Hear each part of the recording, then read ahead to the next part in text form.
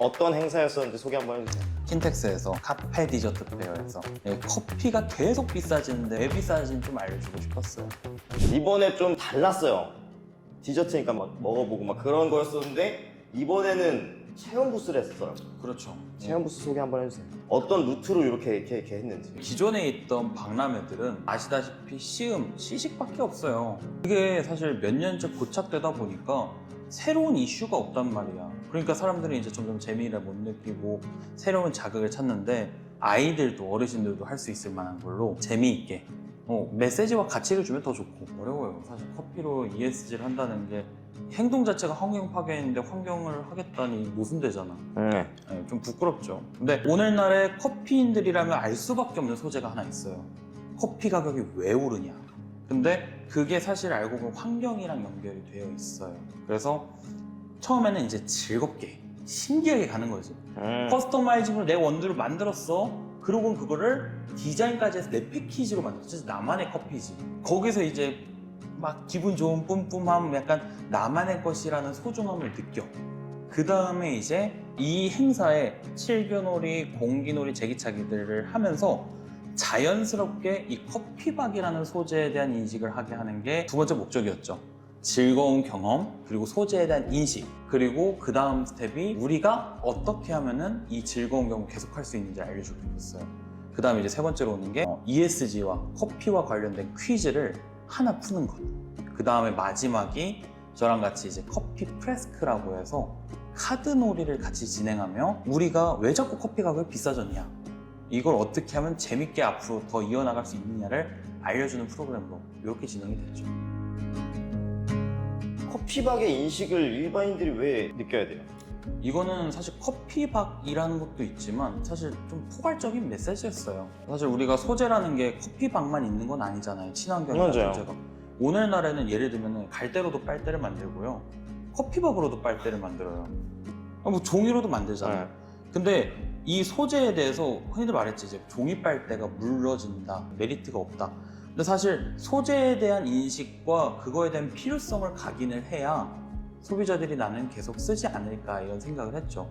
사실 마지막 자리에서 커피 프레스크를 하고 이분들한테 준 건 그거였어요. 우리 이 재밌는 활동을 같이 하려면은 빈스먼스는 앞으로도 이런 재밌는 컨텐츠로 여러분들에게 좋은 경험을 준비하겠다. 이게 사실 기업인으로서 우리가 할 수 있는 미션이겠죠. 좋은 그죠. 경험과 지속성. 여러분들한테 부탁한 거는 우리 이 행사를 계속하려면은 하나씩 우리가 할 수 있는 것부터 해보자. 뭐 텀블러 쓰는 거 좋아요. 아니면은 친환경 소재에 대해서 써주는 거 너무 좋아요. 일회용품 안 쓰면 제일 좋겠지만 뭐 이런 거 하나하나를 가볍게 던지면서 함께 해보자라는 취지의 메시지가 제일 컸어요. 어떻게 보면은 커스텀 블렌딩이 제일 많이 나왔어요. 신기하다고. 내가 원하는 걸 향을 맡아보고 맞아요. 막 이렇게 만들어보고, 상표라고 하는 거 그거 자기가 직접 만들고 많긴 했어. 사실 이게 너무 당연한 얘기예요. 이게 무슨 말이냐면은 우리가 커스텀 브랜딩을 한 이유도 똑같은 목적이에요. 우리가 커피를 가치를 있는 활동을 하겠다 했지만 그거 백날 첫날 해도 의미가 없어요. 왜? 우리가 힘이 있어야 되고 능력이 있어야 되고 기술이 있어야 되잖아.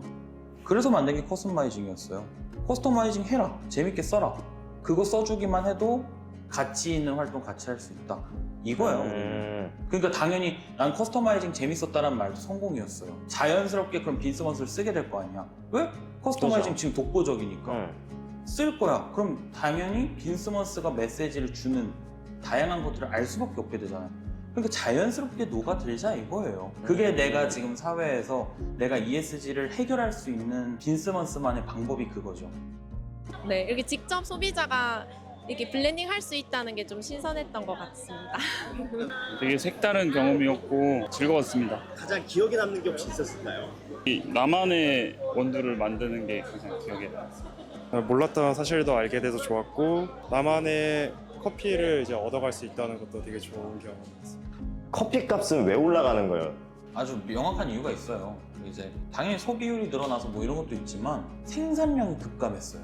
우리 커피 벨트라고 있어요. 조금 어려운 용어예요. 전 세계 지도를 전개도를 만들어요.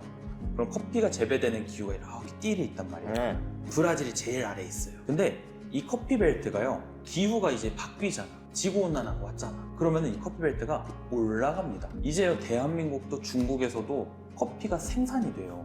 재배가 안 되던 곳에서 재배가 된대. 네. 그럼 되던 곳에는 어떻게 돼요? 못하겠죠 이제. 못하겠죠. 네. 커피벨트에서 최하단이었던 브라질이요. 이제 올라가면서 재배가 안 돼요. 왜? 원래 물 부족 국가였고. 근데 5년 가까이 가뭄이 들었어. 가뭄이 들어 나무가 말라. 그럼 뭐가 일어나요? 산불이 일어나요. 산불 나서 불 잡아야 되는데 불 잡을 수가 없대요. 물이 없으니까. 근데 그 브라질이 커피에서 너무나도 상징성이 있는 최다 생산지 중 하나예요. 근데 그런 나라에서 70%가 감소했다? 대형 사고예요, 이거는. 오를 수밖에 없다 이거죠. 사실 커피를 소비하기만 하지 생산 과정이나 이런 건 잘 몰랐는데 의미 있는 시간이었던 것 같아요. 그래서 저도 좀 일회용품 줄이고 텀블러를 사용하면 좋지 않을까라는 생각이 들었어요. 그림으로 환경 문제를 쉽게 이렇게 보여준 게 엄청 좋았었어요. 어떤 취향이 저한테 맞는지 잘 알게 되었고 대표님 강의도 되게 즐겁게 봤습니다. 소비자 피드백 같은 거는 갖고 있는 게 혹시 있어요? 사실 마지막에 우리가 그 붙이는 게 있었어요. 맞아요. 포스트잇으로 여러분들 이야기를 전달해서 거기에 굉장히 많은 피드백이 있었죠. 기억에 남는 게 혹시 있어요? 조금 언밸런스했던 거는 우리가 줬던 커피박에 봉투를 왜 안 주냐 음. 라는 메시지도 있었어요. 참 거기서 내가 아직 메시지를 잘못 전달했구나 한번 다시 느끼는 계기도 됐고, 또 어떤 분들은 ESG가 어떤 건지 알게 됐다, 커피와 우리가 굉장히 밀접하다는 걸 알게 됐다, 커스터마이징 재밌었다 이런 것도 있었고요. 그거 말고도 사실 콘텐츠를 앞으로 기대하겠다, 우리 그 얘기도 있었어요. 한 5년 안에 그 세바시 얘기한 거 거기서 볼 수 있으면 좋겠다 이런 피드백을 해주셨어요.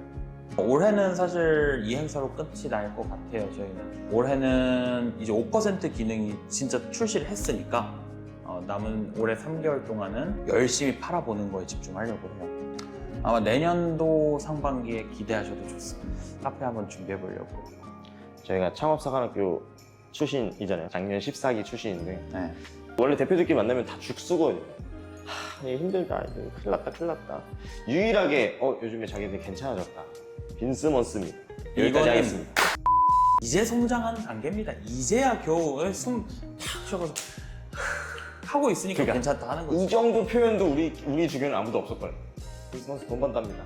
버티면 끝. 감사합니다.